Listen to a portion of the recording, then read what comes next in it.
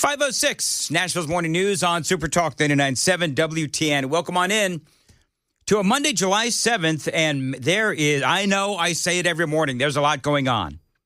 But today I really mean it, just like every other day. The horrific flooding in Texas is where we are going to start for a number of different reasons. Number one is because it is clearly one of, if not the top stories of the day. But number two is that the Democrats, I know you'll be shocked by this, they are using tragedy to attack Donald Trump. So that is where we begin, because there is a lot of misinformation, a lot of fake news that the left is reporting about this tragedy. Now, right now, the flooding in Texas, we have, I think I heard, Joan, between 70 and 75 people dead. There's still a lot missing as well. A lot of these people that have passed on, they're kids. Horrible, horrible story. I've seen various figures. It is horrifying. The death toll is at 82 right now. 82? Yeah. Okay. And so, I mean, dozens of people are still missing. Yeah. I mean, this death toll I heard over the weekend could end up over 100 easily. Yeah. So, and if you haven't heard the stories about the torrential rain, the massive flooding, a bunch of girls at a camp were swept away. Many of those killed were children. This did happen Friday night in South Central Texas. You had the Guadalupe River rise very quickly and in the middle of the night. And the stories that we're hearing from these kids are just terrifying. My brother here, he had to swim out of his cabin. The flood started getting bigger, and it was going up to, we have bunk beds in our cabins, and it was going up to the top bunk and one choice, and we had to swim out of our cabins. I mean, I want you to think about this. I mean, these kids are like 10, 11 years old, and they're woken up in the middle of the night to all of this flooding. They're in their cabin, and the waters are rising and rising. They're literally up in the rafters, clinging for dear life. Some of them are in other parts of the camp.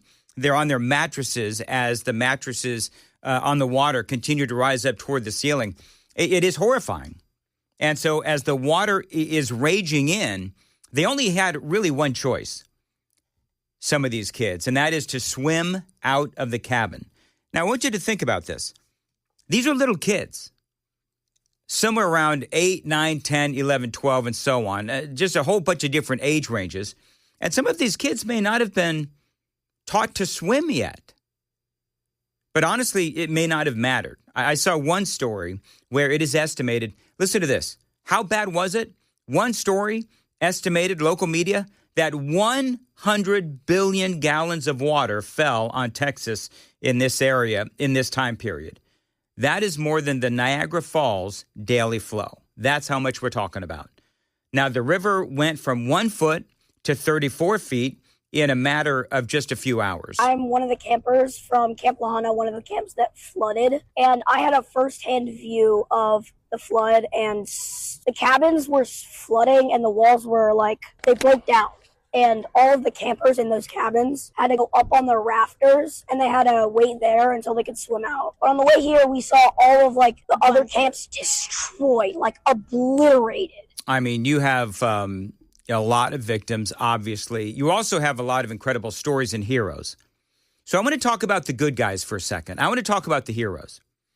You have one security person, guy named Glenn, who was at Camp Mystic, who saved a ton of people, including kids. He was overnight security. This guy, Glenn, he was the overnight security guy at Camp Mystic. And he kept the girls inside what's known as the wiggle room, and he kept them floating on mattresses. Their heads actually, I want you to think about this, their heads actually hitting the ceiling. That's how high these waters were. Now, thankfully, in this particular room, the waters did recede. You also have another story of a young girl who had been found alive. Maybe you've seen the story. She was dragged 12 miles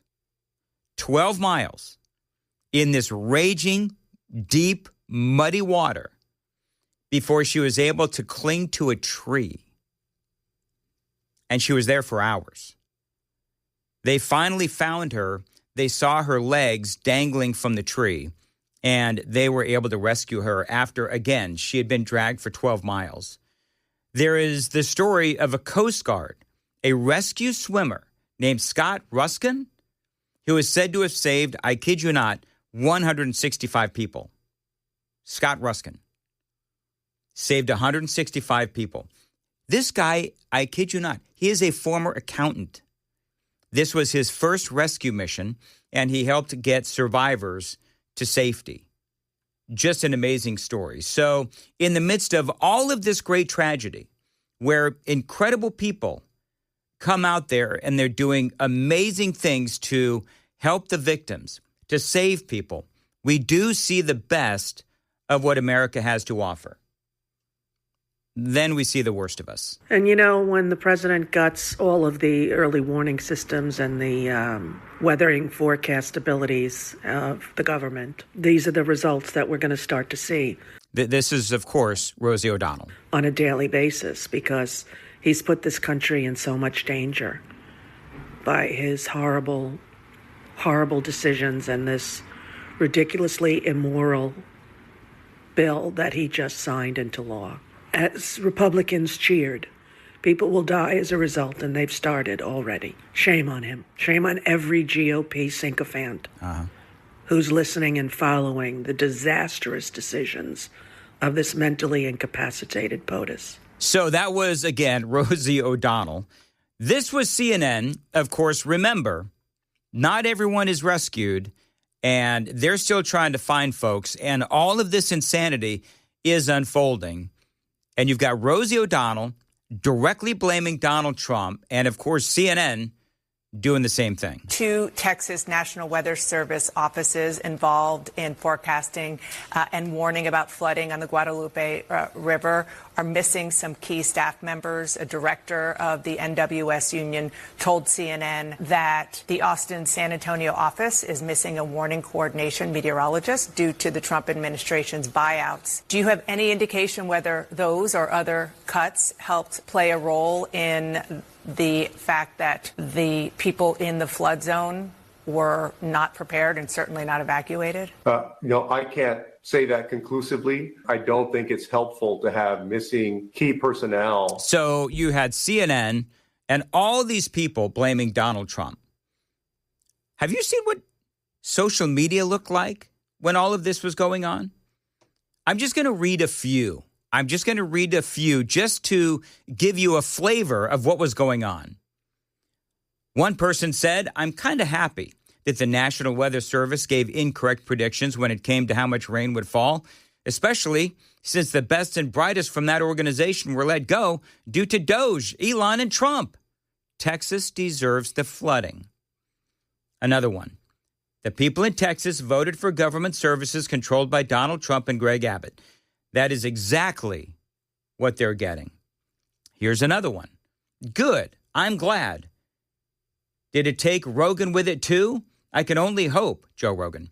Texas deserves it. It's God's will, of course. That's what God would have wanted, right, Republicans? Ha, ha, ha. My empathy for these redneck reject states is zero. So blank 'em. I hope more come.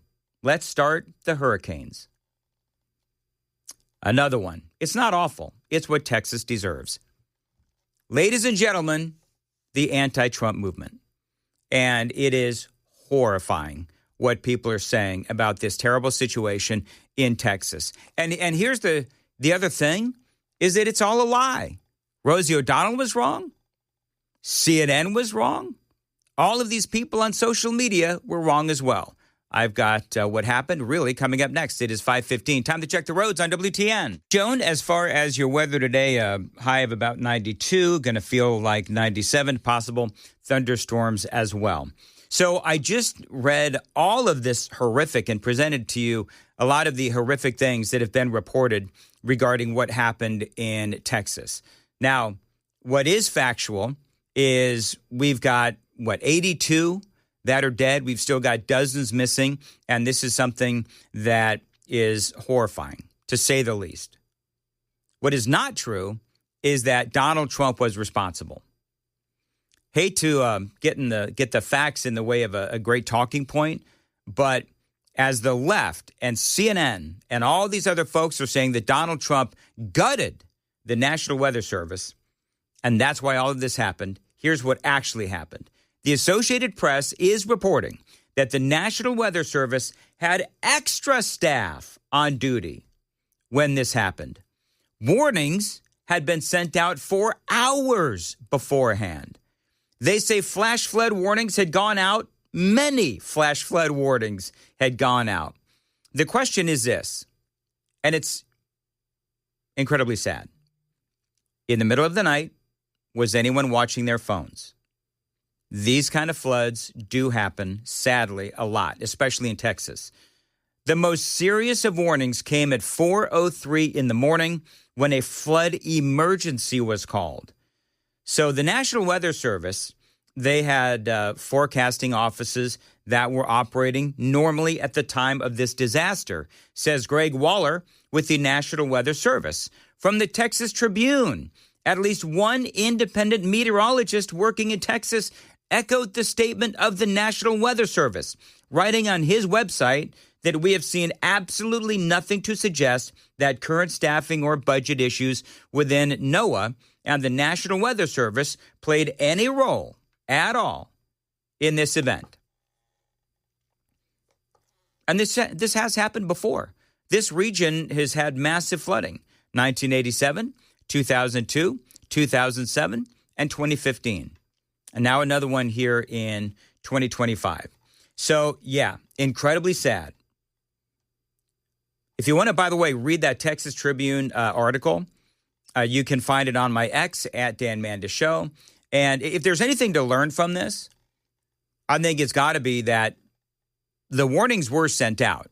The warnings were absolutely sent out. They also, by the way, just so you know, they did have flooding. I don't know if it was predicted, but they were certainly cognizant that they were going to get a lot of rain.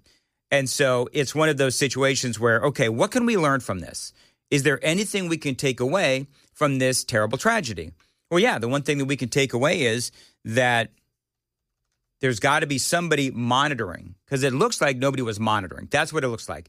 Nobody was monitoring the flood watches and the warnings and the emergency flood warnings and all that. Nobody was monitoring it. And so that is clearly, at least it seems to me, that is what happened. And so now what they do next is they've got to figure out, okay, so there was a hole. There is something that wasn't being monitored. Now, how do we fix that so that this doesn't happen again? And I don't know how you do that. I don't know what you do. I don't know how you figure out. Maybe it's one person has to stay up all night and watch the warnings and watch the watches and watches the river, and all of those things needs to happen. Bottom line, though, is that terrible tragedy. And I think the Democrats doing what they tried to do, which is, of course, capitalize on it politically, I think for a lot of people watching this over the weekend had to be just horrified by what the Democrats and CNN and a lot of these other folks did, which was try to blame Donald Trump. The Super Text line is open, 615-737-9986, 615-737-WWTN. You know what's shocking about all this, Joan? What's that? Rosie O'Donnell still has that post up. She does. Where she was blaming Trump for this whole thing, when it turns out that all of the various, weather agencies were fully staffed.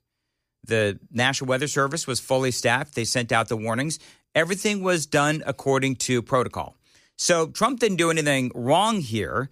And you would think that the likes of Rosie O'Donnell and, some of these other folks that are trying to blame this on Donald Trump, you would think that they would at least have the decency to take their post down. Of course, though, they won't, because that would be admitting that they were wrong. I think Dana Bash is probably the most egregious sin for her, to push the narrative, to push it to millions of people. Well, I wouldn't say CNN has millions, but to the many people who watch CNN, that was just a disgusting rant. Well, and these things, they don't age well, right? And yes. So when all of a sudden you find out, oh, wait, so the National Weather Service was fully staffed? Mm-hmm. Wait a minute. They did send the alarm? Yeah. And I loved Rosie O'Donnell's quote, where I think she said something like, Trump's pulling the alarms down. No, he's not. Oh, my gosh. It's just So dumb. So incredibly dumb. It's insane. Anyway, all right. Oh, and speaking of, don't do it now, Okay. but have you heard about the Epstein files? Yeah, I have. All right, we'll talk about that at 5:35. It is 5:37, Nashville's Morning News on Super Talk 89.7 WTN. Good morning to you, friends. Hope you are doing well. Welcome on in to a Monday, July 7th of 2025. I don't know about you, Joan, but it's a little hard to get back into the swing of things. Oh, my goodness. After a 4-day weekend. After a 4-day weekend, it is not easy indeed, but here we are. All right, so real quick, I'm not even sure what to say about this other than after many, many, many years of talking about Epstein not committing suicide and the Epstein client list, the FBI has now come out and said that Epstein was not murdered and there's no client list. This is like an official thing. Yeah. So I don't know. There's two ways to look at this. And this is Axios reporting this, by the way. But there's a couple of different ways to report this, of course. You know, number one, you sit here and you're like when I woke up this morning and I saw this, I was absolutely dumbfounded because it's like all we have been hearing, all we've been hearing all this time is... It's sitting on my desk right now to review. That's been a directive by President Trump. I'm reviewing that. I'm reviewing JFK files, MLK files. That's all in the process of being reviewed because that was done at the directive of the president from all of these agencies. So have you seen anything that you said, oh my gosh? Not yet. And apparently we won't be. I mean, Pam Bondi has been all over this for like years. Tens of thousands of videos of Epstein with children or child porn. And there are hundreds of victims. And no one victim will ever get released. It's just the volume, and that's what they're going through right now. So the exclusive from Axios, the headline is, DOJ and FBI conclude Epstein had no client list and died by suicide. Now, there's two ways to look at this. You could say that this whole thing has been nothing but a conspiracy theory for years, and it had absolutely no teeth. And all these people, by the way, including Dan Bongino, including Pam Bondi, including Kash Patel, and many other people that spent years as guests on talk shows and talk show hosts screaming about the Epstein client list. Where is it? Where is it? Where is it? And he was murdered, don't you know? He did not commit suicide. And these are the ones that are putting this, this story to rest. And so it's just kind of stunning to me. And I don't know. It's either these folks were way off base for years, spouting off, talking about the client list and all this other stuff when none of this ever existed, or they're lying. I don't know I don't know what my reaction to this should be. I'm shocked that there is no client list. I'm shocked that now all these folks that had spent years talking about the client list and that Epstein was murdered are now coming out and saying, never mind. Like, what happened? Want to hear what I'm seeing online? What are you seeing online? And this is totally conspiracy theory stuff, but it's what people are talking about. Benjamin Netanyahu is coming to the U.S. today. Yep. And they released this overnight on a Sunday night. This is when the FBI released this information that there's no client list and he killed himself. Mm-hmm. So many people have said that the whole Epstein thing was a Mossad. It was designed by the Mossad. Mm-hmm. And so they're doing this to satisfy Benjamin Netanyahu before he makes it into the doors of the White House today. Because they were compromising leaders across the world. Yes. Through Epstein. Okay. Yeah. Yeah. I mean, I don't believe, here's what I'm going to say to that. I don't believe that Pam Bondi or Kash Patel or Dan Bongino, I don't believe that they would allow something like that to happen, Joan, if that was going on. I don't believe that they would. I think that they've got integrity. I mean, maybe they're wrong on all this, but I don't believe if Dan Bongino, for example, if he saw that something like this was going on, where it was a Mossad operation and, all of this was actually true, but they're going to say that it's not true. I don't believe that Bongino or Pam Bondi or Kash Patel would engage in such a cover-up. I don't. Am I being naive to this? Well, after listening to Pam Bondi talk about, I've got it on my desk, it's going to make it, I'm dealing with it right now, don't you feel scammed already? Yeah, I mean, for years, Bongino spoke about this. For years, Kash Patel, and I've been talking about all this, when Trump brought in Pam Bondi and Kash Patel and Dan Bongino, they're well known on the talk show circuit as great guests or great hosts. And so when they came into office, it's like, okay, so there's a big difference between talking about it and sitting in that chair. And so I don't believe that they would engage in a cover-up. I don't. And again, maybe I'm naive, but I have too much respect for Kash Patel and Pam Bondi and Dan Bongino to believe what they're saying online. I don't believe that they would engage in that. And if it wasn't such a big orchestrated deal, why is Ghislaine Maxwell in prison right now for 20 years or whatever she got sentenced to? Yeah. By the way, the other thing that they did, they released 11 hours of video in front of Jeffrey Epstein's, I guess, cell and the guard area, so that you could see nobody went in to murder the guy. Nobody went in and nobody went out. He clearly, they will say, committed suicide because nobody walked in. So I don't know if you're on the super text line, because we already have a Daily Dan pull up right now. Maybe we'll change it in a couple of hours. But I want to know from people, do you believe this? Like, what is your reaction to this?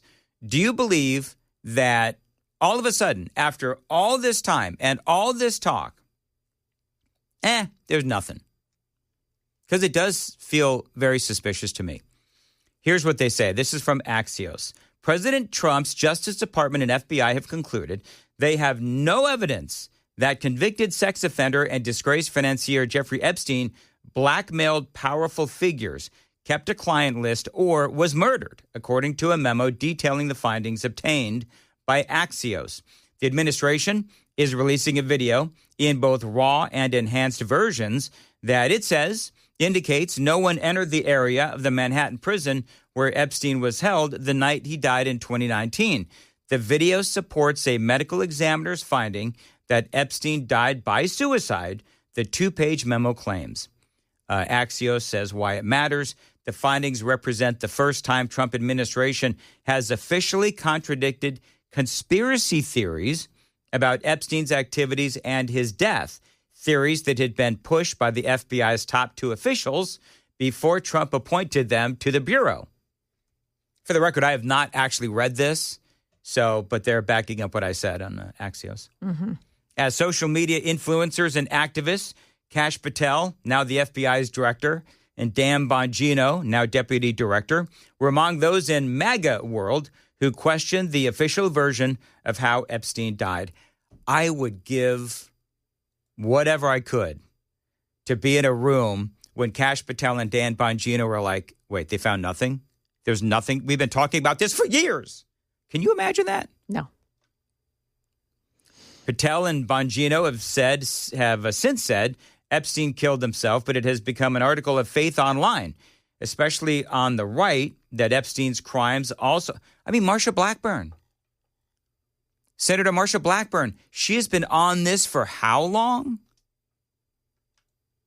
I want to know what she thinks about all of this. Yeah, that would be interesting. Because was she going to come out and she going to be like, well, there's a lie. Mm-hmm. There's simply... So were they lying then or are they lying now? The memo says no one else involved in the Epstein case will be charged. Epstein's associate, Ghislaine Maxwell, is serving a 20-year sentence for child sex trafficking and related offenses. I mean, they go, so, as I'm reading this whole Axios thing, they're really going after Patel and Bongino. Like, they really are, because they were MAGA influencers. They were among the loudest voices touting Epstein conspiracy theories. So I don't know. I'm going to go to the super text line, 615-737-9986. 4192, very disappointed in this whole thing. He or she says, I do not believe what is being said about Epstein.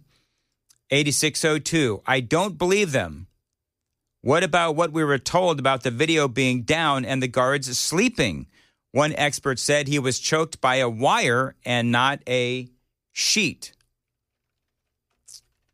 Okay, so here's my question then, Joan.